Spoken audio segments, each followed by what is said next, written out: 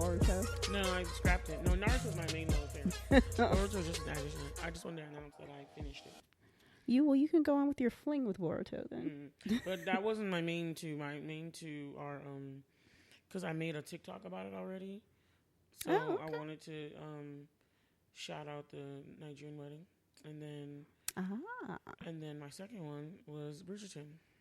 I mean, the Queen Charlotte one. Yeah. Oh yeah, I watched that in like a day, and that thing was fire. Oh my I was gosh, trying to rewatch. I need to rewatch it actually. It was so good, and so like to be so like over that succinct number of episodes. Did you know my sister caught something? I'll wait for the pod. What's up, you guys? Hey, everybody. What's up? It's your blurred girl, Triple F Queen Bola. No tagline wit. And we are BlerdTalk with Bola and Whitney. What's up? How you doing, everybody? It's the middle of May, and we got your second episode coming for you. Oh, yeah. All right, guys. And today we are going to talk about the most anticipated Marvel movie yet. Well, let's say to date. And it's the... Guardians of the Galaxy Volume 3. Exactement. And so we're going to get into that. But at first, we usually do our blurred outs. Dun, dun, dun. Oh, okay. But no, it's okay. All right. Our blurred out segment is where we talk about stuff we like, stuff we watched, stuff we're doing, something interesting that we're nerding out about. And just in case someone's listening to this and they're like, what is a blurred? It's a black nerd. If you're not black, you can't be a blurred. Sorry. It's exclusive. But you can still be a nerd. So nerd out with us too. Okay. All right. So let's blur it out. Blur it out. Blur it out. Blur it out. All right. So today I'm blurting out about just two things. There's many things, but there's just two things I want to share on the pod today because I want us to get into this volume 3. Of Guardians of the Galaxy. So, this past weekend, me and Whitney, the two blurred girls here, have gone to a traditional Nigerian wedding. Whoop, whoop. Yeah, so my cousin got married this weekend. Very excited. Big family affair. We were a big Nigerian wedding. You know how they have the big fat Greek wedding? This was a big, I like to call it a big grand Nigerian wedding. And so, because it was just done in the beautiful, most opulent style and everything, and I loved it. It was fantastic, honestly. It was awesome. But I was just blurting out about it because it was like super fun. It was amazing. I mean, I was happy because Whitney actually, like, she dons the attire, y'all. Like, she bought the material and the headdress, and she put it on. It's called a gele. And I have, like, a TikTok that I made of just some pictures of what traditional Nigerian wedding look like. So I made a TikTok, so you guys go on our TikTok. That's BlerdTalkBW on TikTok. I don't know, is it an @ handle or a hashtag? On TikTok, girl, I don't know. You be handling the TikTok don't know. stuff. So you guys know what to do. Go on TikTok. I'm probably gonna also put it on our Instagram as well. Sweet. But it was just a great time, right, Whitney? Did you enjoy yourself? It was. I'm gonna +1 on that blurred out as a common one, and it was just give it to them. Yeah. Sorry, that's a Nigerian thing we always say. We always like give it to them. Oh. Go ahead. But it was such an honor. I was so happy that Bola invited me and that Shewa and her family extended the invite to me to allow me to come. It was such an honor to go. And it was so awesome. Like, seeing everyone just, like, the regality of Nigerians. It's just amazing. We're like the most showiest, offiest. That's not even a word. But we're like the most showy, offiest Africans you can imagine. Like, we just do extra all the time. And it just reminds me of, like, what a number of Black Americans who were here through, like, slavery, what we lost, like, that regality, like, not knowing that this is what we come from, this regalness, like, this is truly. And that's why I like you guys to experience it too, because it's like if you don the clothes, you don the thing. Even the white people, because she married a white man, they get to experience our culture in a different way and appreciate it, and or at least just understand and see how different people do different wedding things. And so it's a staple, really, especially if you're Yoruba Nigerian, because there's a bunch of there's a bunch of tribes, but one of the biggest tribes is the Yoruba tribe. And we do our weddings, like our traditional weddings are like crazy. People get, I mean, you're talking about like 20 bridesmaids sometimes. 10 people are all wearing the clothes, we call it ashobi. Everybody sews the clothes in all these different styles. And it's so beautiful to see everybody come together. And the parents look great. It was just lovely. And the spraying, I think my favorite part is all the money spraying that happens. Like, I saw the duffel bag that they had of just money that was like, it was a big bag. I was like, yo, that's all the money they got from the wedding. It was a lot. I don't even know what it was. It's none of my business, but that's what I was talking. You know, when you get Nigerian weddings, the money be flying at you. If you're the celebrant, man, you will enjoy. You will enjoy. Me, myself, I had 101s. Imagine everybody else that was there. People were spraying out the white wedding, too, because we have the white wedding the second day where she wears the white wedding dress. But they're spraying there, too. Not a lot, but the traditional one, money was just flying everywhere. I bought a money gun, and I was so excited because it was purple and it matched the clothes we were wearing. I was really pissed off because I was practicing with that thing in the house, but at the last minute, it did not work the way I wanted it to. No. It wouldn't push the money out, and I only put like a few bills in it, and it just wouldn't. I guess that thing doesn't work with real money well because it worked fine with the paper money that it came with. But I was like really mad because it like I was doing it and I was like, come on, just spray it one more time so people can see that the little projectile, you know, that's what I wanted. And then I had it on the floor and I was still messing with it and then they just shot all the money out at once on the floor. And I was like, you know what? I gave the money gun to my niece this morning because I was like, I'm not messing with this. But it's okay. I guess I have to like, if you know, anybody listening, if you know where to get like a real good money gun, because I don't know what was going on with what I had, or if you know that, oh, well, money guns only work for paper money, please let a chick know, because then I will know that I can't use it for real dollar bills. Okay. Anyway, but the wedding was a huge success, and it was just so much fun. I was so happy to have a bunch of my friends. Some of them you've listened to on the podcast, and they just had a ball. So I just wanted to briefly talk about that. My second, I just have to announce, this is like a let's call it a blurred in, because I'm not going to do a whole blurred out about it, but everybody who's listening to us knows that I'm a huge Naruto anime fan. Like, I still say Naruto's king, but people beg to differ, but I don't care. You can come at me all you want. I'm like, Naruto's king. I don't care about Dragon Ball Z. I don't care about Bleach. I don't care about Pokemon. I don't care about, what's that other one? One Piece. I've never actually watched One Piece. I've never watched it either. Not even one. I know nothing about One Piece. I wasn't fond of the animation style. It kind of put me off from wanting to watch it. So I never watched One Piece, but Naruto's king to me. Anyway. And I love a bunch of different ones, but I finished Naruto already. People know that, but I watched Boruto, which is the Naruto Next Generations, which is Naruto's children and the other people in the village children. And I mean, people were talking about it so much about negative things, but then you also see some more new things about Naruto because Naruto is older. He's a Hokage, which means like the leader of the village, and so you could see he achieved his dream that he kept talking about throughout the whole series for the past 20 years. You know, and so you're like, okay, he's in, like, let's see a Hokage Naruto. But it's really about his son and what his son goes through and the new threats. And I finally watched the whole thing. So now I was like, I could get a clear idea. Because, you know, people were giving me so much stuff online. My sister, who hasn't seen either of the shows that much, watched so much stuff online. Now, she was saying all this stuff. And I was like, how do you know this? How have you seen this? She's like, people be putting clips online. I'm like, but you have no context. Anyway.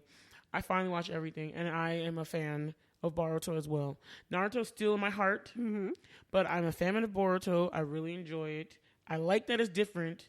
I like that it's not, like, completely, like you love it, but I like it a lot. And I'm invested, and I'm like, okay, when that hiatus is over, I think we're getting another time skip. Just like Naruto had a time skip. Okay. Where he grew up, and then he went from 12 to 16, 15 or 16. When Boruto regular series finish, he's 12, and I think they're going to do a time skip where he becomes 16 or 15. And I'm ready for it.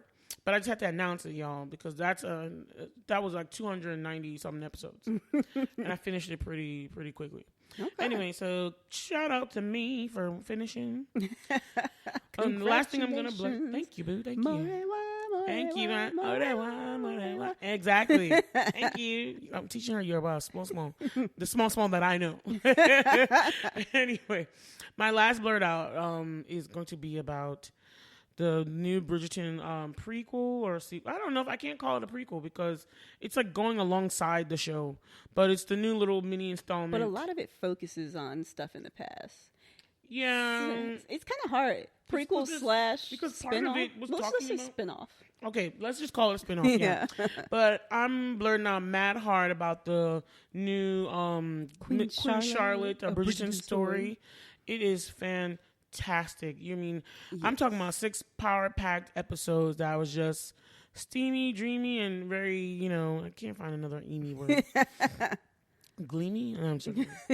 I thoroughly enjoyed it. I was like, literally after watching, I was watching all the clips of the stars, all their interviews, all their little quizzes they played, any little reel or short thing. Yeah. I was watching all of it because I just liked the people so much. I played the young, and Golda too. Golda was in it more. Did you know Golda was in Dune as well?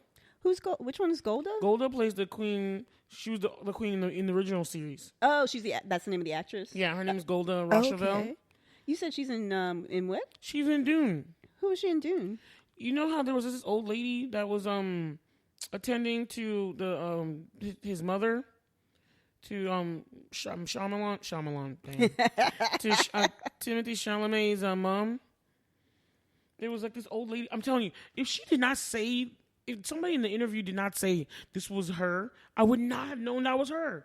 I'll have to get the clip for you, but she was like, she ended up dying in the film anyway. But okay. She was that woman that was attending to her and telling her about this prophecies, and then she got killed. Okay. During that whole time where they were invading and they killed his dad and everything.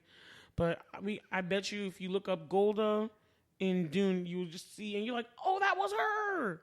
What? I want to do that. Anyway. But Golda Rochevelle is amazing. I loved her. I love how they expanded her story. I love that they paid attention. They took the time out to craft and carve what was going on. And they had some historical facts in there. But I like that it was a pure fantasy embellishment to incorporate the people of color. Mm-hmm. And, also the whole issue Mad King George and the madness he had, and it was a real issue, and all the terrible things they had done to try to get him suppressed and stuff, and it was like very sad to watch. One of the most interesting thing I found was that King George III, he never had any mistresses or anything. He was like totally in love with his wife. He didn't. I mean, I guess that's why they had 15 kids, 2 of which died before. They reached child, but that happened a lot back then. The polio virus or some vaccine they tried to give them didn't take. The smallpox vaccine. It didn't take in 2 of their boy children. Like, I think it was child 13 and 14 died. Okay. 2 boys. And then their last child, she got older, but she died earlier, like she died in like early 20s or 19 or something. Oh. And that sent the king on his main spiral out because she was his favorite child. And he never returned to sanity after that. But it looked like he had like segments of time where he was just insane. And then he went back to himself where he could be like unrestrained. And I don't know, it was really interesting to watch how they were like, they tried not to focus on that because it was really about their love and really about Queen Charlotte and how she was dealing with everything. But I loved it. I loved that they went back and forth, that we saw the queen and we saw her as the Golda. We saw her as India Amartifio, who plays her younger. It's like seamless. You could totally see India Amartifio's portrayal go right next to. They did excellent casting. It was fantastic. I loved it. I loved it a lot. And my sister showed me one little cute thing. So if you watch in the beginning, especially the first episode of the Charlotte story, you can see in the beautiful illustrations that they did, or an animation that they did for the opening credits, that even though it's walking as her as a young, the shadow always pops up as her older. Oh. And if you look at it, like, you'll see like one will be her hair low, but then the shadow would be the big hair. Okay. Of her as the queen. So it's like, it's very subtle because I totally missed it. My sister had to show me, and we were looking at it one day like one of the days we were super hungry after Saturday's wedding because they only give you like one plate of food, right? And you're just like, but I'm still hungry though. So we like went to Wawa, and I went to Wawa in my nice ass dress, yes, African dress, and I was waiting in line, and I got 3 subs, and we took it home, and we were like playing Bridgerton, and she showed it to me, and I was like, oh my god, I didn't notice that at all. It was so cool. So they were just trying to show that it was both of them. I just thought the show was just very well done. It was excellent, and I highly recommend it if you don't like romance movies, or if you not into the steamy scenes, but I don't care. I just say it's a good watch. I'm sorry. It's just a good watch. I have to disagree. I thought it was an excellent. Take it away. You can blur out now, actually, with me. I'm going to +1 once again. Hey. On one of your blurred outs. Because that's another one that I wanted to just talk on briefly because it was excellent. Like, the drama. I love the love story, but I also love the kind of it was slightly bittersweet. Right. But I loved that it was realistic, and it's like, this is what commitment and love and real love is. Right. I love that. And I love some of the lines. Like, he was like, I don't always know. I was just like, I will tell you who you are. I was just like, oh my God, they just be getting you with these like scenes and lines. Right? Be like, who asked you to wreck me? Right? Who asked you to wreck me like this? And then the thing with like, I can't remember, what was his name? Billingsley? Brimsley. Yes. Brimsley. Like, I felt so bad for Brimsley because like at the end I'm like, but what happened to your dude though? Yeah, you can only assume he died early or something. Yeah, you can only assume, but I wanted to know as well. Me too. I was like, what happened to the King's man? Right? You know? And then I just was like, he was so loyal, like her entire time, and he was there. He's there, still there. That scene where where she was devastated. I think that was the time after she found out about his madness, and she couldn't take something, or when she was pregnant for the first child too. And there was just so much going on, and his mother-in-law, Princess Agatha, was making her life miserable, being so close by, and she was just upset because he would not come and see her because he didn't even know what was going on too with the king and why he would not come to see her. She was so distraught, and she was walking in the hallway, and in that time, the King's man had to stay 5 paces behind her all the time, and it was like she looked like she was gonna fail, or drop, or crumble, and he was like, he just put out a hand. And he doesn't touch her because he's not allowed to do that, but he just put out a hand to be like, I'm here. Yeah. Don't fall. I'm here to support you. I'm here with you. It was so touching. It was. That was like one of my favorite scenes of the whole show. These like amazing subtleties. That's Shonda for you. Yes. Get it, Shondi. I also really love, oh my God, I loved seeing like the backstory on Lady Agatha. Yes. Oh my God. I mean, she was already one of my favorite characters, but this just like shot her up even more so. Because I'm just she was amazing. Did I say Agatha too? I don't know if you Princess Augusta was her name. I'm sorry. The Queen's mother. The Queen's mother-in-law was Augusta. If I didn't, I couldn't hear it. That was actually one of my favorite scenes. Lady Danbury. That's what you're talking about, right? Yeah. But that was like one of my favorite scenes is when she went crying to Princess Augusta and she was like, no, this is not what we do. Yes, you do not cry. And I just love just the way that Lady Agatha just like, she was like, all right, let's spar. You know, I love that scene. I like their sparring. I like how she had the gumption and the gall to like, because she recognized, Augusta recognized that kind of not hard, but like determination. I like that she didn't like become a pushover. She's like, no, you want something from me, I need to get something out of this too. It was almost like, at first you'd be like, Miss Danbury, don't be like that. But no, that's what you need to do in the world. You have something to look after. You have to fight for yourself. It was a man's world, and women were taken advantage of and forced. There was not much they can do. So wherever they could, they had to get ground, you know, somewhere. And so she's demonstrated that fiercely in her negotiations with her about just the whole thing about what's happening. Yeah. You know? I loved how that whole thing went down. I loved their entire relationship and interactions because they weren't friends, and it's hard to even say frenemies, but rivals. No, almost. opponents? But it's like respected, like in a respected opponent, a respected rival. Yeah. And I love that. I love that kind of tension, but that kind of like respect. She's like, I don't like you, but you could tell that she respected her. And I just love that. I love seeing characters. I like seeing complex characterization and awesome, well-rounded, dynamic characters like this. It's just like, Queen Charlotte was just amazing. Seeing all that, seeing her evolution, seeing Lady Danbury's. I really thought it was going to go badly when it looked like Lady Violet kind of figured it out. Yeah, I did too. I thought it was going to be a fight. Yeah. I thought she was going to I don't know. And I'm like, you can't infer anything really from that. It could have been that he just gave her a hat because she was sad. Like, I was like, there were some ways where you didn't have to go there with it. But I feel like But for her to keep it that long, that means she meant more. You know? So, I don't know. I don't know. We have to see. And it was still left kind of open. Iffy between them. We have to see how it plays out when they, you know. But I like seeing even Violet talk about that with older. I like that this was a story about older women. I liked that too. I like how she talked about Violet and then how Violet was like talking, how she was like, my husband's been dead for a while. I'm like horny as hell. I like the metaphor because it was so funny. Like, you got to pick this random. I want to be gardened, plundered even. You know what I mean? And Lady Danbury's like, you better say it. You want some. Yes, say it. I just love when she came back. She's like, I literally wanted a footman to just fall on top of me. And I was like, I feel my chick. You know what I mean? I was like, hilarious. I got you. I was like, and Danbury was like, yes, you feel it. She was like, it's okay. They just expect you to be a widow forever. Your husband died really early. And for you to just be like a young woman, she probably got married off at like 18 or something anyway. Might have even been younger than that. Some of them get married 15, 16 during that time period, 14. And so you're just like, no.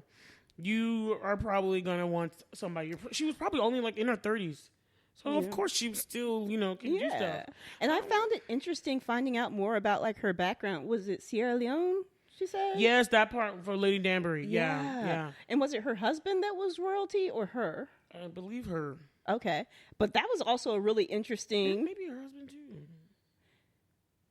I don't know. I think it was her husband. Okay, yeah. I think you're right. I think it was the husband. But that was also a really interesting part. Because even though you could see that she didn't really like him necessarily. No, she hated her husband. Yeah, but there was also that interesting part where she was like, no, you are not going to, like, don't let them get you down. Like, you are just as good as them. She wouldn't let them. He didn't respect her, which I didn't like. Yeah, I was just like, dang. Oh, my God, I felt so bad for her. I was like, this is the man they gave you? Ooh, Lord. No wonder she was just sitting there. Like, the way her scenes open up with just her and then the bed just rocking. Ceiling. Yeah. And then she's just looking at the ceiling. You're just like, oh, God. You could just tell, like, man, she had it rough. Like, yes. Oh, God. And then her reaction after every time she just immediately got up and went to take a shower and was like, you have to warn me. She told her I love her and Coral. Her and Coral, I love their real reaction. Her little lady's maid. Yes. Oh, man, this was crazy. But and I felt so bad for him. When he did die, and it was so funny. They were like, and he died the same way. Yes, he died. And I'm not going to lie, I would be traumatized. Somebody die on you while you're having sex with them. Come on. But it was just also funny, their reaction. They were like so excited. They were like, we've been prepared. I know, right? Oh, man. We have been preparing for this forever. That's why we're here. Right. Anyway, but it's a good show, y'all. You should it's watch a great show, y'all. So you were blown up about it too? Yeah, okay. I was +1 in your. Yeah, Yay. I was also partially blown. There was one other. I loved the bitter sweetness of it. Because, like, looking at, like, remember when Queen Charlotte was asking Brimsley? Mm-hmm. Brimsley about her daughter? She was like, what is it? And he's like, your daughters are kind, smart, ladies, and they see you. You have always been his queen, and you've always been frozen in time. They were not going to just leave you here. And I'm just like, oh, man, that's just, it really hit you because it's like, and then it just kind of hit as well at the end where she was like, I was an excellent mother. And they're like, no, you were an excellent queen. You were never a mother. And it's just these, I like that they went through these things. She's like, she's not perfect. And they're like, no, you weren't a mother to us. You were a queen. And I like those I don't know, not gray areas, but it was just very dynamic and very, I don't know if truthful is the word, but it just made the characters very well-rounded. It wasn't just like cookie cutter. It's like, no, they had flaws. She was like, she kind of had to, her love for her husband kind of left something wanting for the children because of his mental issues. Right. And it's like, it's a bittersweet story because they were so in love, but at the same time, the children lost a lot. Yeah. And it made me like look into the real story because I was like, I mean, damn, she had 15 kids. Like, I was like, what the F? And I was like, and then what the F? Y'all were doing it a lot to get that many. Because I was like, this is back to back. And none of them were twins. Not one. Not one. Usually when you have that many, twins pop up somewhere in there. But not one of them was a twin. And I was like, the thing that she said, Queen Charlotte, the older Queen Charlotte, like after like the death of like the child or whatnot. And what was it she said? Tragedy. Oh my God! Yes. sorrows, prayers. Oh my God! My sister was like, we were laughing our butts off about it. It was so funny. That was hilarious. Oh my God, I love that because it was. Yeah, it's an awesome show, you guys. You really have to see it. All right, I'll be quick on my other ones. I also wanted to blurt out about a movie that is a classic that I found out that they are remaking, and I was about to be upset about them remaking it because the classic is like perfect. Here we go, y'all. And then I saw the trailer, and I'm like, it looks like fire! Yes, it does. And that is The Color Purple. Ooh, child. I was initially when I saw like a trailer on YouTube, and I'm like, why are y'all remaking this? The original is perfect. Short of you guys doing a musical, which we're not certain if this is a musical or not. It's kind of hard to tell. I heard they were because of the music in it, but you can see she's gonna be singing on the stage and stuff. So, and I don't remember like Whoopi Goldberg's character singing that much. So Whoopi Goldberg's character didn't sing at all. Suge did, but I don't think that's what I'm saying. So that's why I feel like they're doing it after the Broadway. Because in the Broadway, they have to sing. But we only saw that one scene, which is why I was confused as to if it's going to be a musical or not. I heard when I initially heard about it, I heard it was a musical. Okay. It was a musical Color Purple remake. And then it makes more sense having, I mean, because, Fantasia is an excellent singer. Hell like, yeah, why waste that talent and not have her sing? Exactly. I was like, she can't be in here and be silly. And she's not going to be singing. And also, Halle Bailey is also a singer. So it's like, why? And actually, I've heard... why am I blanking on her name? She was in a Tyler Perry movie before. She was also in... Nika Noni Rose? No. Play Tiana? No, who's playing Suge? Oh, Taraji P. Henson. Thank you. I don't know why I blanked on her name because I love her. I absolutely love her. But I've also heard her sing before. So I'm like... Yeah, she actually has a good voice too. Yeah, so I'm like... She doesn't sing much. But would I have her? She's been good. So it's like, I think you're right. I think this is a musical, but it's just from the trailer, it was kind of hard to tell. Because I know one of the songs that was playing throughout the trailer is from the musical, but you didn't actually see someone singing it. It was like a, what is it, diegetic sound? Or I can't remember what the technical names are for sound that, the characters hear versus they don't hear. Okay, so the sounds that they don't hear, but we hear are... the non-diegetic sounds. And the diegetic sounds are the ones that are in the in their characters are hearing them. Okay. So it was like the song was non-diegetic. It wasn't like a character singing it during the musical. So that's why I was a little confused. Right. But then at one of the final scenes you see Fantasia singing part of a song. So I'm like, is she only singing that one part or is the entire thing a musical? So I was a little confused. But despite all that, it looks fire. Plus, Oprah Winfrey is one of like the producers, and Steven Spielberg, who also was the director of the original movie, is also involved. And I'm like, well, with those two plus wanting it, how can I be mad? And with this cast, like, how can I be mad? Right. And this trailer looks like fire, so I'm not going to be mad. I'm going to be, I guess, waiting to see it around Christmas time. Right. I know. I was just like, wow, all the good. I'm honestly watching the film today because we watched the movie that we're going to discuss today. I was watching all those trailers and I'm just like, why is everything good always coming out around November and December? I was like, why can't y'all put that mess out now? I know it's ready. Dang. But there's a lot of stuff coming out really good this summer too. Okay, which one? Besides the Flash movie? Well, yeah. And I'm still. Flash and I'm probably not gonna lie. I saw a different trailer for it today. I'm probably gonna go watch it. I know I'm. I don't like Ezra Miller. Let's put it right there. I really don't like what he does. With what he has I have done. problems with what he has done. But the movie trailers make it look like it's going to be absolute and fire. what he continues to do. But yes, the film does look great. Mm-hmm. And then there's I'm actually excited for the Black Little Adam Mermaid. looked great too, and it was a very huge disappointment. Yeah. And now The Rock is going through some issues now too. But we'll talk about that another time. Oh, okay. Yeah. My sister was telling me, I don't know, but apparently he's getting sued for something. Interesting. He did years ago. Oh, no. Or allegedly did, let's say that. Okay. Also, just a quick update. Megan Good is dating Jonathan Majors. That's been all over the place. And I'm like, people are like, is this a publicity stunt because of what's happening with him? Or have they been dating the whole time? And it's because he's dating her that white chick just went off and started this whole nonsense. It's very clear. We don't know what's going on, but it's juicy tea, y'all. Just in black, let's just say topics in blackness. That whole thing, you got guys that are being like, no, Megan Good. Like, y'all not going to get her anyway. None of y'all are going to get Megan Good. Like, just don't. So, I don't have a problem. The people date with who they want to date. Right. I just think it's interesting that this stuff came out all at the same time. And then I was just like, why would she date somebody who's been accused of sexual assault? Or physical abuse, at least. Not sexual assault, physical abuse.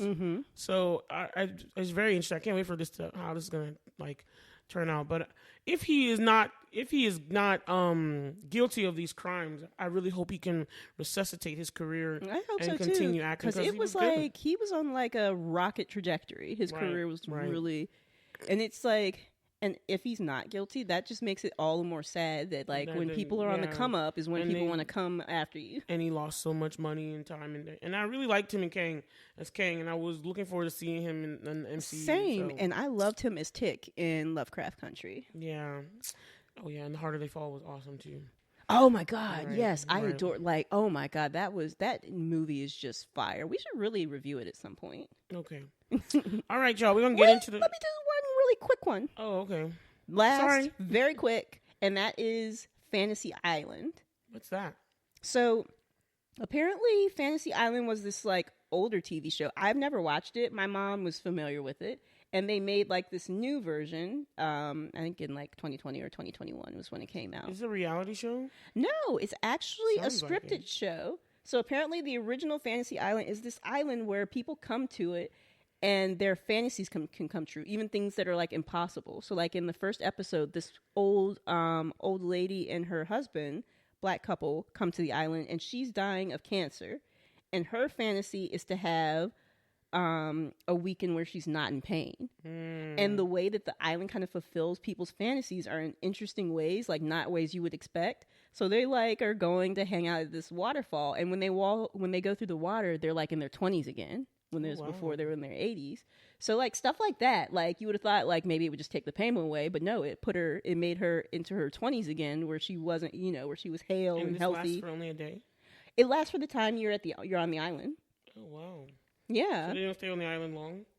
They're usually people coming for a weekend or maybe a week or something, almost like a vacation destination. Is this a horror film? No. Actually, nothing thus far has been horror-y. I don't know if this is a TV show. This is a TV show. Oh. The second season's on Hulu, but I'm having to watch the first season on Tubi. Oh, okay. But it's really good. I've been really enjoying it. The way it's almost like each person's thing that they want. It's almost like they get the therapy session for each thing because there's usually something underlying what they're like. So what is it like? It's almost like so what is it you really want? Yeah. And it's really good. You should check it out. I think like it. That sounds interesting. It's like a drama then, right? Yeah, a drama, but it's got some fantasy elements, but they're not over the top fantasy elements usually, but there's stuff that couldn't actually happen. I feel you. That actually sounds interesting. I might check that out. You should. But I'm done. Okay. You guys should check out all of these things. Know where we always put it in our show notes, what we're blurting out about. All right, y'all? All right. All right, so now let's get into our first impressions of Guardians of the Galaxy Volume 3. I was just so looking forward to this. Me like too. the trailers looked fire. It didn't disappoint, but I was just looking forward. I've loved every single one. Well, I mean, to be honest, I've pretty much loved all of the Marvel stuff, but I particularly really like I think some of the top movies in the Marvel universe, Marvel Cinematic Universe, have been the Guardians of the Galaxy movies. I would say, but what about this one? I would say, As your first impression, Volume 3. my first impression was that it was going to be. I was actually really interested on how this whole dynamic between Quill and Gamora, and particularly why am I blanking on Nebula? I don't know why I'm blanking on Nebula, because she's actually one of my probably like my top favorite character, even like out of all of the Guardians. Really? Yeah. I mean, I don't blame you. She after what she was in, honestly, Endgame and Infinity War really like bunched her up for me. Because at first I was like, whatever with this chick, right? And I like the actress that plays her. I was just like, whatever with this chick. But her how she behaved in those last two, I was like, nah, I like Nebula. I do. Nebula's my chick. Like ever since Volume 2, like her character arc has just been awesome. She's got probably one like the best character arc out of all the Guardians. I agree. My first impression of like you, I was also anticipating and I wanted to watch, because I was like, I see the Guardians of the Galaxy, like this ragtag like space explorer group that you just like to come back to and see what kind of weird kooky adventures they go on. I feel like even maybe that inspired Ant-Man Quantumania that we watched last month and reviewed, because it was like I was getting mad Guardian vibes because it was so like weird, and then they have the aliens and all this stuff. It's so sci-fi, and even though sometimes I'm like, I don't really like looking at these weird looking things. There were some weird looking things in here, and I'm like, especially when they pulled off the enemy's face mask, I was like, no, I do not want that image in my head. I was grossed out. Or that thing that came out of there and it looked so weird. I was like, what is this pudgy thing? I was like, oh. But that's all the creativity and everything and the monsters. But you want to check in on this ragtag group because they're so different, random, funny as hell. Their dynamics are interesting. And they're a family. And they're like they are legitimately a family. Yes. And so I'm like you, I was like, yeah, I want to see what's going on with them, of course. And it is bittersweet. That was the thing I got. But I would say honestly, this one moved me the most. I was tearing up. Like I was literally wiping tears out several moments. I did not know the focus was going to be on Rocket. Yeah. And I thought this was brilliant because I was like, yes, what is Rocket's story? Let's find this out. And I'm not going to lie, it was so heart-wrenching to find out how he was created and stuff. And I was like, this is a great story. Like I just left out of it and like, I love this. And I love what happened at the end as he took the mantle off, as the group decided to not to disband, but certain members left to do some things. And I felt that it was, I'm going to miss, I love the brother and sister relationship between Drax and Mantis. Because at first you're like, he hates her when you first meet her in Volume 2. But after a while, then you see them throughout the other movies, they love each other so much. They do. I've always kind of felt like it was almost more like getting close to like a relationship, like a romantic relationship. For Mantis and Drax? Yeah. Nah, it was never like that. Not to me. I didn't see that. I mean, they didn't like show up like that, but I felt like it was kind of moving, like it might get to that direction, was how I kind of felt. And, it didn't happen, but I was okay. There was like a number of things that happened because I also really wanted to see Quill and Nebula. Because like once they brought it up in the trailers for the movie, I was like, yes, do that. You know what? Let's talk, to go back to your first point, and then I'm going to hit that one, the one you just brought up. It was watching the Guardians of the Galaxy Christmas special that was cemented in my mind that no, Drax and Mantis are definitely a brother-sister, even though Quill was actually her real sister.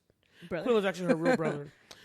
That was what cemented it to me. I was like, nah, they definitely are just bro. Because I never thought that, but it was like full on, because that was like Drax and her movie. That was Drax and Mantis like little, like the special was like their little thing. So, because, they were trying to, the special was very funny. Yeah. I watch it on Disney Plus, but I really liked it. And I was like, oh yeah, this is how they are. But you just further see the blossoming of the brother-sister that was them, how much they care for each other. Okay. But that's what I would say. But now, you know what? When that scene came up in the trailers, and I was like, wait a minute, they're suggesting something here. And then I was like, I think I like that. Yeah, same. I like that. And I would have loved to see it, actually. And I was like, make this happen. I would love to see that. Like, this would be awesome. I was like, this could be something. But then Nebula was like, nah. In the movie, Nebula was like, shut it down. Shut it down. I love her personality so much. Yeah. She's like, stop looking at me like that. But my impressions, honestly, is like, Mr. Gunn did his thing. Like, he really thought like through about what the story was about. This one was like another deeper layer, and then it was like a finishing touch at the same time, and it was like so well thought out. Like, I looked at all of this and I was like, this just works. Like, it does. I enjoyed the story so much, and I was like, this is awesome. I felt like every character kind of got like their true ending. Like the conclusion of the trilogy, every character ended up where their true selves should have been. I like that. Can we like briefly skip ahead to like what I'm talking about with the endings, some of the ending stuff? Okay. So Drax and Nebula becoming like the like looking after all those kids and the refugees from nowhere. From the ship, but doing that on nowhere. I'm like Drax lost his family, and he's like, there was some video we watched on YouTube, and they were talking. Well, no, they didn't say it. It was actually in the movie. She was like, "You're no longer Drax the Destroyer. You're like Drax the father or the dad or whatnot." Yeah, and it's like that's you're meant to be a dad. Yes, and that's so true. It was, and it's like now he's going back to that. That's his true self. Like he is that. He's like silly and like all of this pig-headed. Yeah, he's stubborn. He doesn't listen to nobody. Right. He's meant to be a dad, and it was like that was his true self. So he's back to his true self. And Nebula, even though I never thought about it or like that into this, like when everybody was asking, "What are you going to do about Quill?" I was thinking in my head more romantic relationship, but when you kind of look at it, it's like it's also could be like she's a caregiver. She's someone who takes care of other people. So it makes fight sense for them too. Yes. So it made sense for her to be like the mother figure for these children and refugees in nowhere. So it's like, that was great for them. And I like that Mantis was like, I haven't really found myself yet, so I need to go out. Because I've always been like with other people kind of leading the way. I need to find myself. Right. That to me. That's why I was like, yeah, you need to go do that. I also like enjoyed because I've told you like, no, the group can't break up. Yeah. But I also enjoyed the fact that Quill reflected and he's like, you know what? I've been running away from home since I was snatched. I need to go back. Yes. See if my grandpa's alive. Get back. I was like, yes, return back. Discover something. I was like, this is healthy. This is great. Yes. I even like that him and Gamora, even though she went through this phase, I mean, this whole journey with them, and that she could finally understand Groot, and she got close to them. She understood what he's been trying to tell her. That he's like, me and you. But I like that they didn't go back to be like, oh, yeah, y'all are together. She was like, no, I'm still a different person. I like that, too. And it's because the way they do it, because time travel stuff is always a mess sometimes. It can get really tricky trying to, like, connect the dots. And you're trying to be logical with stuff and really fun, but it could twist on you. You know what I mean? And so I like that they did it because the way the series of events happened for them to fall in love, the past person that came up to the future, she doesn't have that series of events. So it's like if she didn't go through that series, same thing, she's not going to. And she's not doing like, so it's like almost like, she's like the variant line that went. Yeah. So something else happened. Right. And that's okay. So I was actually like, okay, are they going to put them together? But they didn't. And I was like, but he got closure. And that was, to me, very smart. I like that she went back she went to the Ravagers and she was like, no, this is where I be, And I was like, you saw in the end scene, like with her, like with them, like welcoming her back. It's like, that is her family now. You like, because we have that same nostalgia that Quill kind of had from the previous Guardians movies, you're like, no, back with the Guardians. But it's like, no, this makes sense. She's not that person. This is who her family is now. She's made stronger connections with the Guardians now. but that's not her family. Yeah, not where she belongs. Right. Not where she wants to be. And so I was fine with that. I was too. I liked it. I appreciated not always doing this like the simple cookie cut. Yes. Right. I loved that. I'm like, I just really love James Gunn's work. Yes. All the Guardians of the Galaxy. One thing is all three of them have been consistent in how good they are. Like, yes. I mean, people were talking about the length of this one, how it was too long or something. And I was like, I didn't feel it either, but I am somebody who can watch a 3-hour Bollywood film, so I don't know. But I enjoyed the film. Like, while I was watching, there was not a dull moment to me. I was just watching. Yeah. And that's my issue with certain films, where there's like, when you're watching and it's long and it's just dragging at points. And it feels long. And you're just like, can we move on? Like, I don't hate to bring it up. Like Black Adam, there were some parts where I'm like, can we just move along, please? Can we move along? I wanted it to end quicker, and so... But when the film is good, you just, you got to keep rolling with it. Yeah. Let's talk about some of the new characters. Can we do that? Yeah. So Adam, there's a character that's called Adam that's gold. He's part of those Adam Warlock. Adam Warlock, right? I'm not gonna lie to you. I knew he was joining, and every time I see this Will Poulter's face, I'm always like. The little annoying kid from Narnia. Oh, snap. Like, yeah, the Voyage of the Dawn Trader. He has the same face. He's fine as hell now. Oh, my God, yes. Glow up. But his face is exactly the same. And I was just like, man, during this film, I'm looking at him, I'm like, he's still the little annoying kid from Narnia. But, I mean, his character surprised me. Because he came in, I'm coming in hot. Yes. He just came in hot, and he's like, I'm about to kick ass up in this piece. I'm going to beat all y'all to a pulp. Right? And I was like, whoa, this is a contender. And then when you get to see where, you're like, oh, he's an idiot, though. He's underbaked. Yeah. Yes! Pop it up for that one. I think I'm going to steal that. You're just a bit underbaked. And I love his trajectory and stuff, because at first he just became the enemy.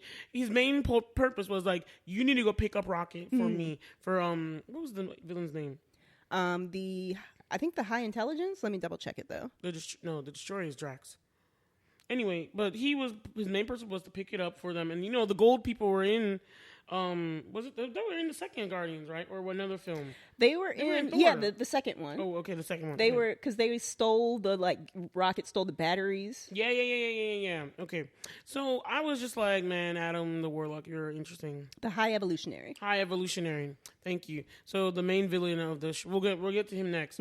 But I just wanted to talk about how I actually ended up loving his character, because he kind of reminds me of Eustace, the character in that he played in Narnia, Voyage of the Dawn Trader, and Treader, Voyage of the Dawn Treader.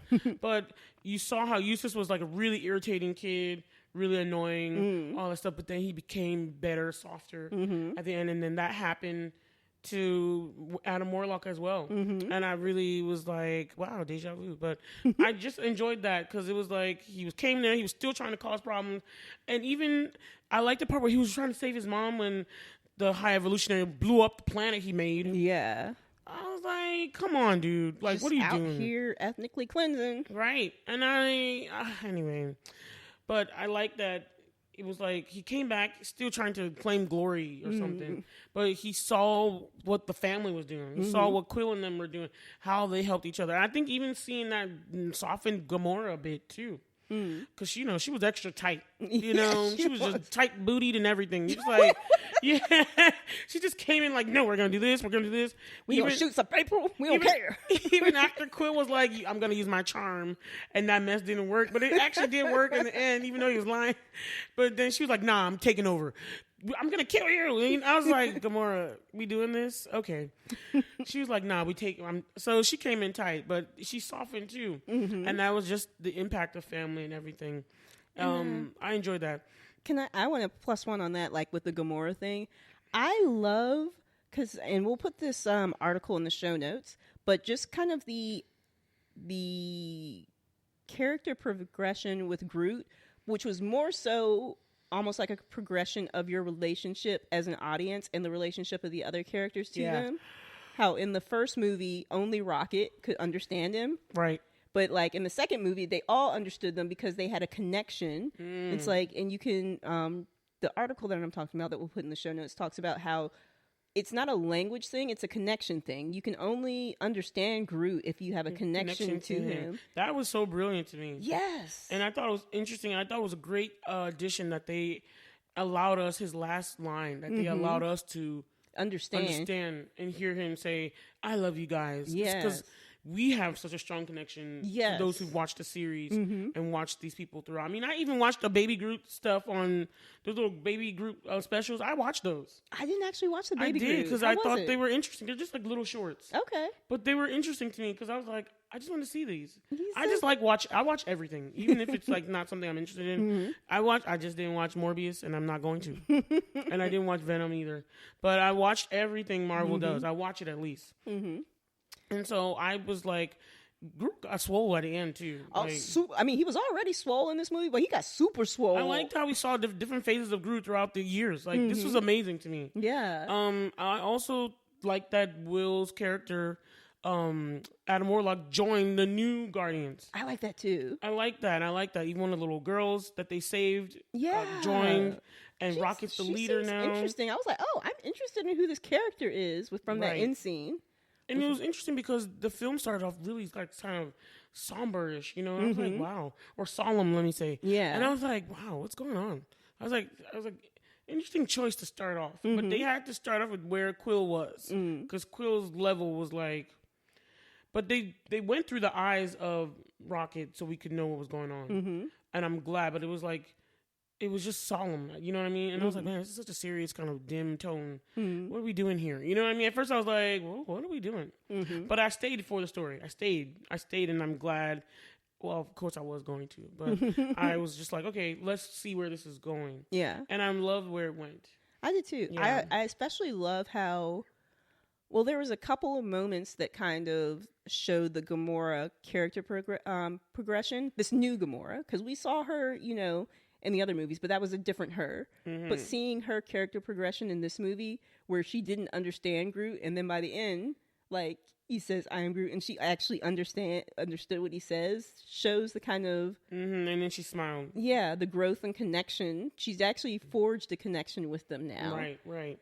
But I also like that she was She's fighting against them before. Yeah. And now she was going with them. Yeah. And even though she has a connection to them, that doesn't mean that she's going to stay with them.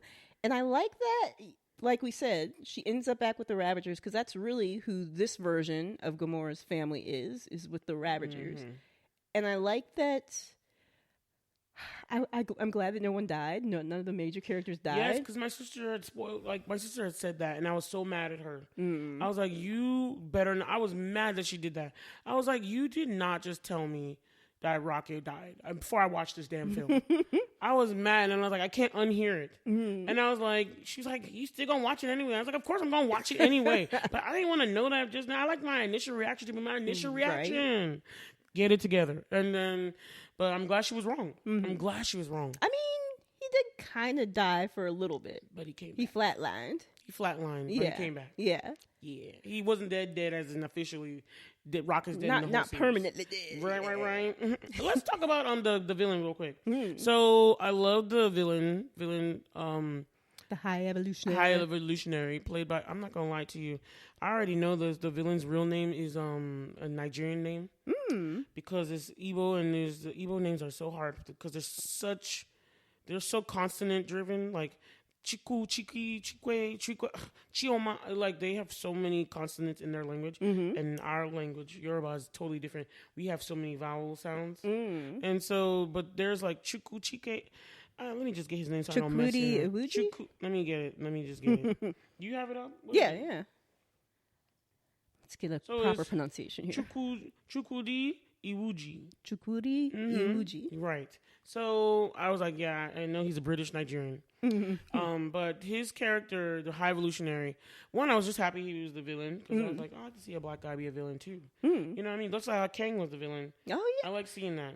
I forget about that. He was so compelling. Right. And there were some times where I was just like, okay, you need to stop your little screaming. But he was really like a true bad guy. He was a very clear villain. Yes. And he was not. He was a straight he was going mad, too. Straight up, no redeeming type of villain. Yeah. Not even understanding. Like, at least with, like, well, Thanos was like, dude, that's so wrong. But it's like, I understand that you think that you're trying to. Well, actually, now that I think about it, no. The God complex in all of them is just too much for me. Yeah. They both had a God complex. And he was like, there is no God. That's why I stepped in. Like, who asked you to step in? Out of all the species in this galaxy, in this realm. Right. Who asked you to be everybody's God? And you could just see that he was just way far gone when his entire, like, main circle was like, all right, we need to take him out. And then he blasted his whole main circle. I was pissed off by that. I was like, how you going to do that to all your people? I mean, they were about to shoot him. He deserved it, though. He did deserve it. And the funny thing was, they weren't going to kill him. They were just wanting him to stand down. They were like, you need to chill out. That was like, they were like, sir, we will if we have to, but you need to calm down. You're not on task now. They are meant, and they were there to keep him on task for what they shared his vision. That's why they were working with him. But now he was veering. His obsession with Rocket and how something he created just ran amok. I mean, there's a lot of analysis you can do there to unpack that stuff. But again, people with God complexes, and then when they have that and they can't understand something, it's just like. Plus, also, Rocket was the one that scarred the mess that took his face off. So he had that kind of plastic face.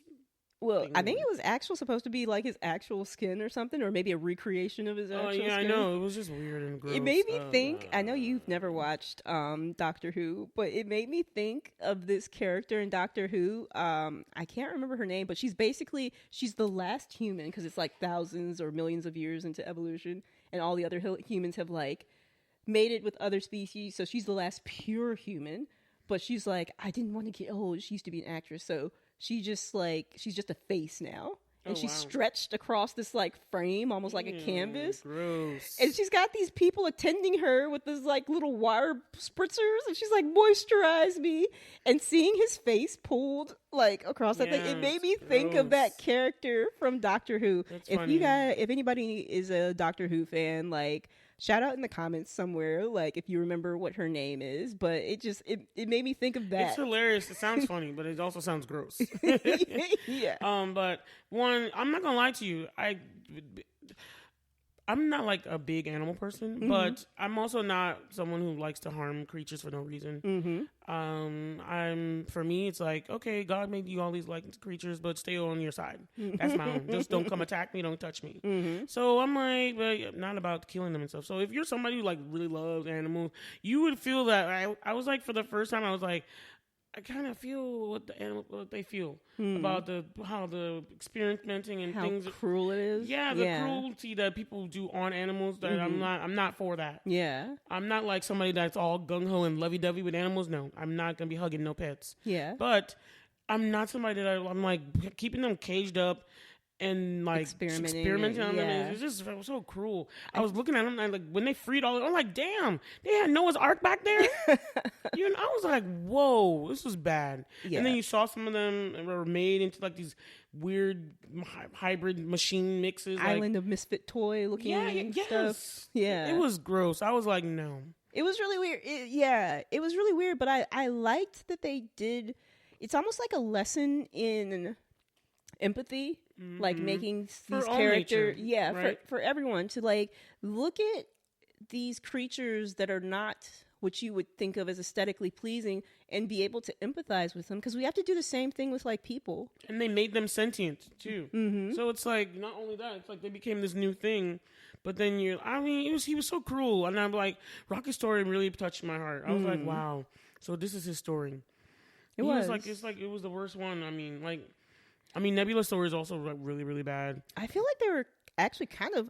Nebula said he had it worse than me. I was like, I feel like they were pretty on kind of like level playing. Yeah, Thanos was equally shitty. Thanos was unusually cruel to her for no reason, for him to be her child. I was like, what the hell kind of child? Who does this to their child? Yeah. But I mean, he never had a real child. Yeah. He just collected people and called them his children, but then did shit to them. I'm like, no.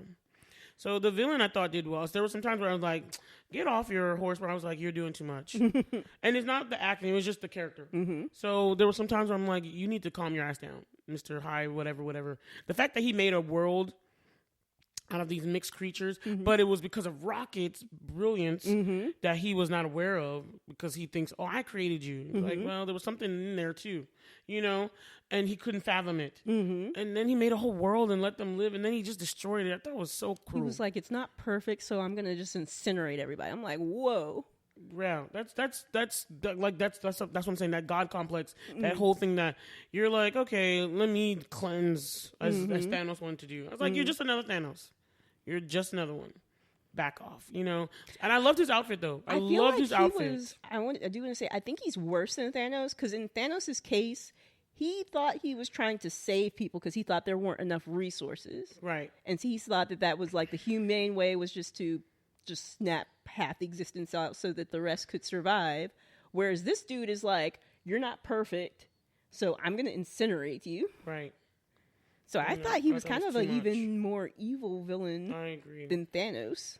Because, like, Thanos, there was some bit of, you could kind of understand, even though it was horrible. There was some good sound. There was some soundness to his proposal. Yes. Because you're like, yeah, rationally, not thinking, just rationally. If there's too much population for the resources, then you need to cut logically. Remember that the research teacher about it is logic versus rational? Logically, you're right. Logically, his thing makes sense because you're like, if there's not enough people if there's not enough resource for the people, then we need to get rid of some of the people. But that's not how things work. You can't just be like, no, you can't be logical about this. These are people's lives. They exist. They are there.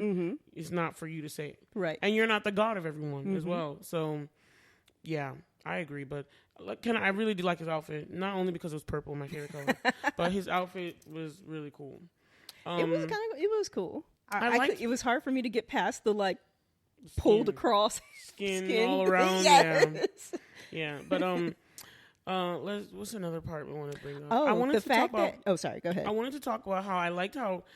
Remember how Rocket was always talking about he wasn't a raccoon? Dude, we are on the same wavelength. That's the exact same thing I was about to say. I like that. Well, you know how we talk about everybody reached a point of what their purpose was, or at least are on the journey for their purpose of healing or some kind of thing. I like that Rocket came to the conclusion and accepted himself. Like, he had acceptance, excuse me. Yes. At the end of it, because he saw the cage of where he came from and the other things that were there. And it's a species raccoon. And I like that at the end, he was like, I'm Rocket Raccoon. And I was like, I love that. I love that he too. He just embodied, he accepted. He's like, yeah, I am a raccoon. So many things. The badger, what other stuff? What you want to call a rat or whatever. And he was like, no, I'm a raccoon. Even when his friend said it, like in the afterlife, he was like, I'm not a raccoon. Right? She's like, but you are, though. I was tearing up so bad when he went to open the cage as his normal bodied self. And all the raccoons just looked at him like, Daddy. It was like, I was like, oh, my heart. They're all like, come on. And he was trying to grab all of them. Oh, my God. I'm willing to I was like, really? I loved it. Like, why is everything getting to me these days? Right? I don't cry like this. I felt like this was a movie for people who are not big on animal rights, to show them why it's bad. Right. To that's what you're saying. People. It touched me too. Yeah. Where I'm like, okay, I see where y'all are saying. Because me, I usually I'm not that person that bothers with that stuff. Again, I'm not someone who also. I'm not a proponent of cruelty towards animals either. But I was just like, oh, yeah, we need to get resources. You need to get animal skins. Do what you got to do. But I can see now with some of the stuff that's being done or some of the way they're being kept, and right. There's some, I don't like using the word humane because I hate the humane society is about animals. But I don't like using the word humane because I'm like, they're not human, but there is that thing about them that they're still living beings that we should respect and because we didn't make them. They have a purpose in some form. Although I don't understand the purpose of spiders, I don't understand the purpose of mosquitoes. The Lord explain things. Explain it to me. The purpose of spiders because they kill the other bugs, but mosquitoes, no. I don't understand the purpose of all bugs in general. The only ones that really make sense are silkworms. because you get clothes from them. Wow. Butterflies because they're pretty. And they're very good life analogy that help you understand stuff. And what was the last one? Honeybees. Every other bug makes no sense to me. Every other one. Anyway, but I love that part that he came to accept, and he finally called himself a raccoon. Yeah. After that, and then I just love the story. It's a great character arc for him, like to finally know that I actually am a raccoon. And then also it's just full circle thing about his friend. We finally learned what was it like. He had a love, really. I felt like even though it was like the other creatures, they were friends, but I felt like him and Lila, the otter, they had something special. You know what I mean? I did feel like it was special. I'm not sure if it came off as quite romantic to me. I know, because they're kind of animals, so it's kind of weird. I mean, it's not for that reason, but just because it seemed like she was older and he came in almost like as a child or a baby. Are you sure? You're getting mother-son vibes? I wasn't. No, not mother-son vibes, but I just don't know if I quite got a romantic relationship. I don't know why I was getting that vibe. I can see how you got that, because like when he was leaving the afterlife and they did the little nose thing. Yeah, I was like, maybe, but for most of it, I couldn't quite see like romantic. And I'm okay that it's not well defined, because the whole point of it was that these people became his family in this crazy time of when he was just being born, and he was in pain and all this nonsense they did to him. Yeah, and he's like, "What happened to me?" Yeah, and he was just learning and being and they were there for him, and to have them like ripped away like that, it was just, and you know, it's almost like you see those movies where you have those people that are just so blinded that they're in a bad situation and they think there's going to get better. They think, they believe the lies the captors are telling them. I don't know. There's movies, they're not coming to my mind. The titles and things are not coming to my mind to get a good example for you all. But there's times where you're just like, oh man. And then you see that something bad happens to them. Like they get taken out. You couldn't see the sky. Like that whole thing was just giving me like, it was touching me so much. I was like, oh my God, this whole thing. And it's so weird because you're like this spider bunny, this walrus with like truck wheels on his body. I was like, and then my girl otters are so cute, even though they're dangerous. They're so cute. They are really cute. So she was super cute to me.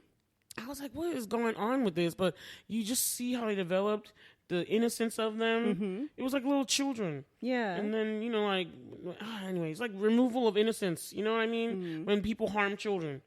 I was very upset. Yeah. I was very upset that he lost them like that. And so I was glad at his reaction. I was like, I was like happy at him. I was like, you rail on him. I know it's not good, but I was happy. What did you think, Whitney? I mean, it was deserved. He was a freaking Hitler-esque.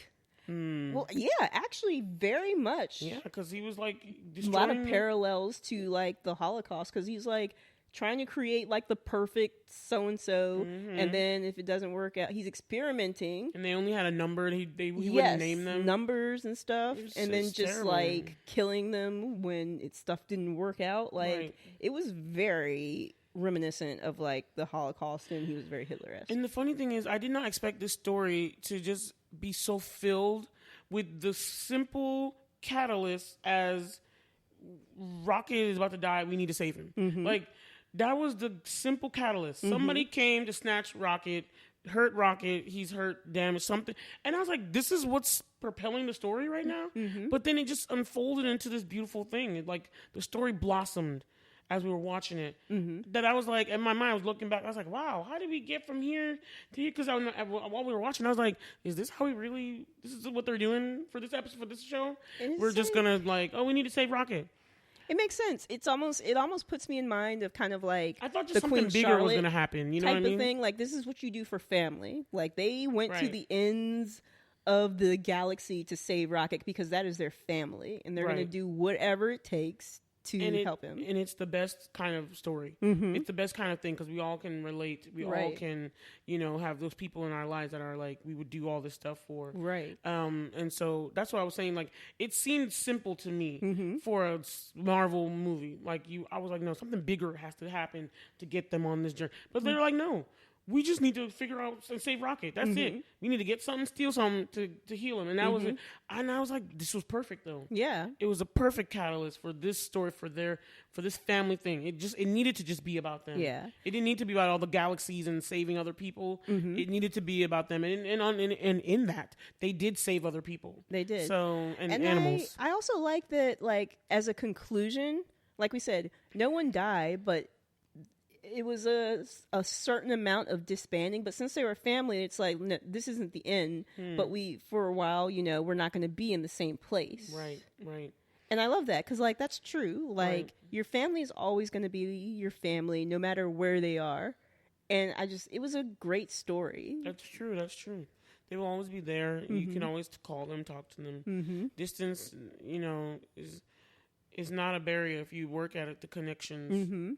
Communication, right? That thing is key.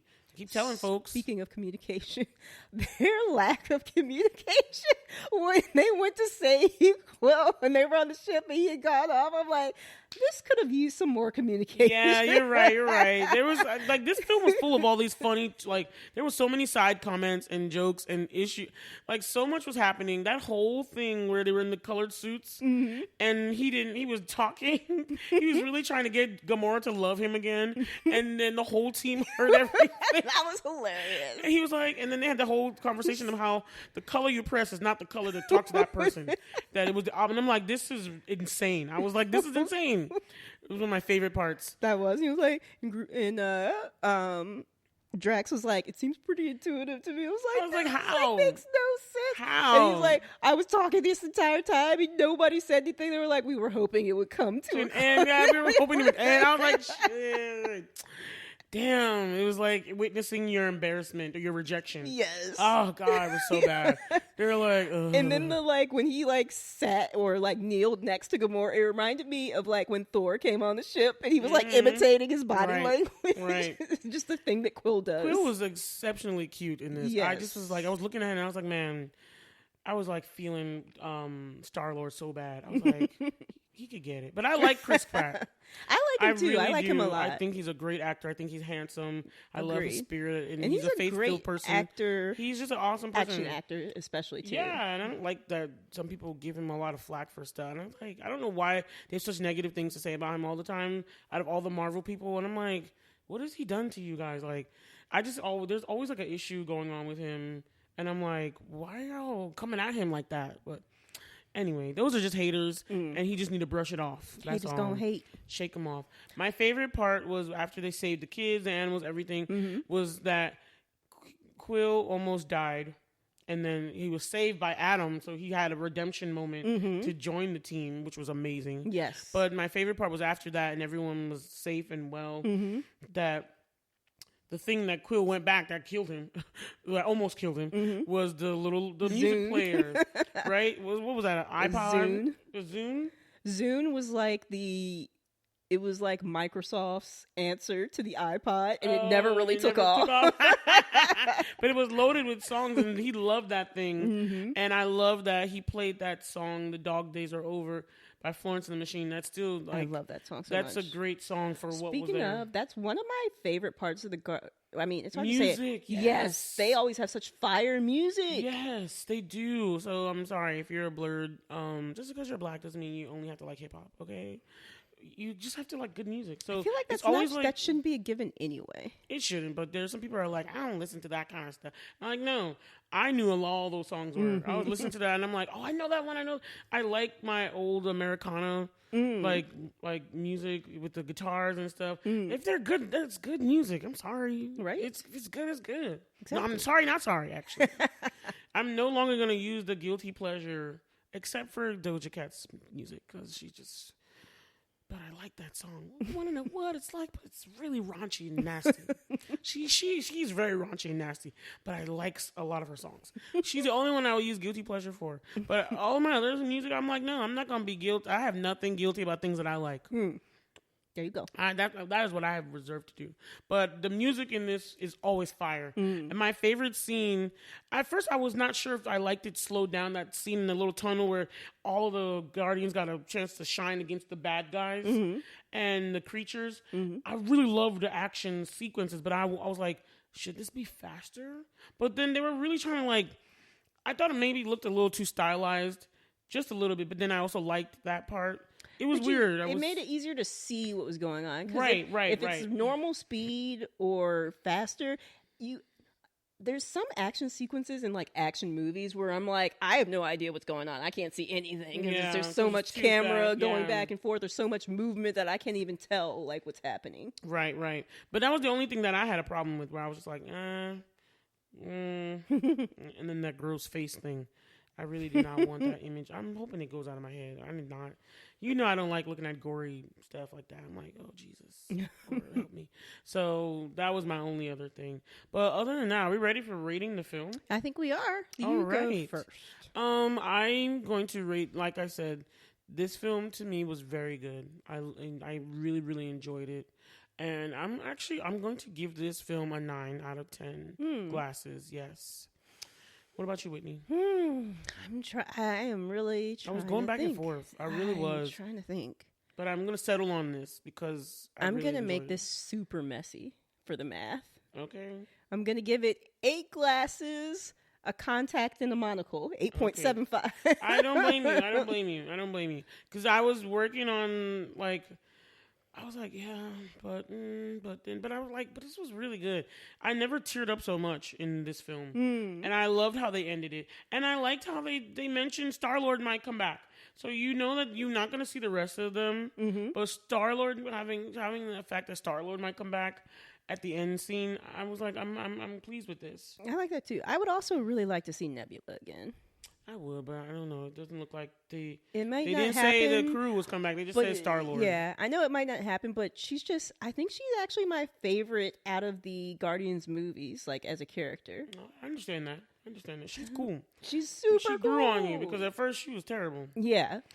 So what is the math now? 8.875. Oh, Lord. I told you it was messy. Sorry, guys. You got some broken contact lenses, y'all. Anyway, but you got to hear 8 something out of something. And I almost gave it an 8, but I wanted to give it a bit more. Because I was very moved by some of this. The storytelling was great to me. So I had to give it an extra point for that. Yeah. It was one of those ones where it's like, I really liked it, but I'm like, I can't quite It's not a 10. Yeah. But it's not unworthy of 10 if someone it's super above average, but I just couldn't get it to, Yeah, it's not an absolute 10. But I really I had to give it close to it because I was like, for the series and what it was doing, I thought it was good. 8 or above 8 or 9 is what it really deserves. In between that time, that space, I'm good with that. Agreed. Yeah. All right, y'all. That was our review of Guardians of the Galaxy Volume 3. It's bittersweet. We're not going to see the Guardians anymore, but it was a great send-off. It was a great closing of the chapter, just like with all the other Marvel trilogies. Like I do love Captain America. It's probably my favorite, and I still miss him sometimes. Yeah. So, but especially bearded Captain America.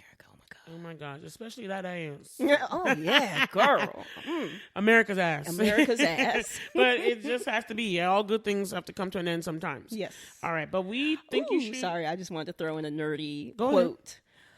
Because you either die a hero or you live to be a villain. Even though that's from a different series. A different universe from DC. Okay. Well, I hope Mr. Gunn can inject some of his creativity and his storytelling prowess into DC to fix their shit because they are terrible. The Suicide Squad was hilarious and Peacemaker also hilarious. Was that Gunn though? It was. Okay. Both of those movies were his. Okay. So he's already done movies in the DC universe. Okay. And now he's going to head it along with the other dude who I'm not doing the Flash trailers? Those Flash? No, that was before he was made co-CEO. Okay. Well, we'll see. Maybe we'll look at that film and review it. But we'll see. I think we should. I think that would be a really good one just because people all I'm going to do is compare it to the TV show because I love the TV show. Anyway, all right, y'all. We're going to go out. We're going to blurt out about these. So let us know in the comments section on TikTok, Twitter. We're on all of it. YouTube, Instagram, YouTube. We're going to put some clips out soon of some other things we going back and listen to our episode earlier this month on Polite Society, another great film to watch. Oh yes. And just get back at us, y'all. But in the meantime, y'all have a wonderful rest of your month of May, and always blerd out. Bye. Thanks for listening to our podcast. Please subscribe to our show on whatever podcast listening app you use and share the show with other Blurds and non-Blurds, family and friends.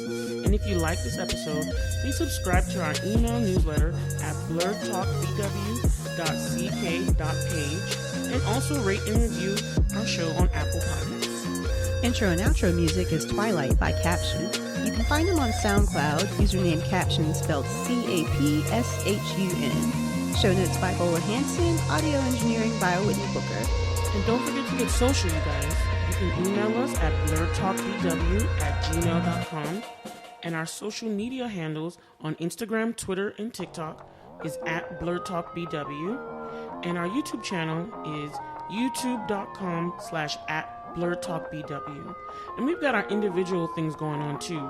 You can find the Triple F Queen on Instagram at Triple F Queen B as in boy. And my YouTube channel is youtube.com/@Triple F Queen B. And you can find me, Whitney, at Luminabi Studios, my company. And the email address is wit@luminabi.com, spelled WHIT, @LUMENAVI.com.